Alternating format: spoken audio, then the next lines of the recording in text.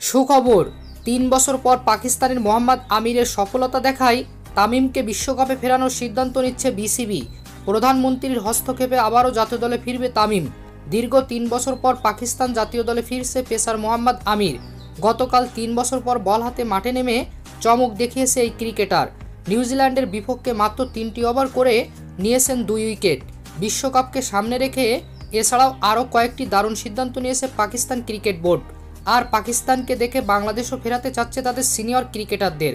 দীর্ঘদিন ধরে জাতীয় দলের বাইরে থাকা তামিমকে দলে ফেরাতে ইতিমধ্যে বিসিবি এবং ক্যাপ্টেন শান্ত কথা বলেছে তামিমের সাথে। তারা জানিয়েছে দলের যদি খুব বেশি প্রয়োজন হয় তাহলে তামিম অবশ্যই খেলবে। এদিকে বিশ্বকাপের আগে জাতীয় দলে নেই ওপেনার লিটন দাস ও সৌম্য সরকার, পড়েছে ইনজুরিতে। তানজিদ তামিম ফিট থাকলে বিশ্বকাপে সুযোগ পেতে পারেন তিনি। তবে তানজিদের বিপরীতে আর একজন ওপেনার পাচ্ছে না বিসিবি। তাই তো বিশ্বকাপের আগে দল নিয়ে বিপাকে পড়তে হয়েছে বিসিবিকে। ওপেনার সংকটে বিসিবি অবশেষে রাজি হয়েছে সিনিয়র তামিমকে দলে ফেরাতে। তবে অবসর ভেঙে শুধুমাত্র পাপনের কথায় ফিরবে না তামিম। তাই প্রধানমন্ত্রী ও মাশরাফির হস্তক্ষেপে দেশের স্বার্থে তামিমকে ফেরানোর প্রতিক্রিয়া চলছে বিসিবির। যে কোনো দিন আসতে পারে সুখবর।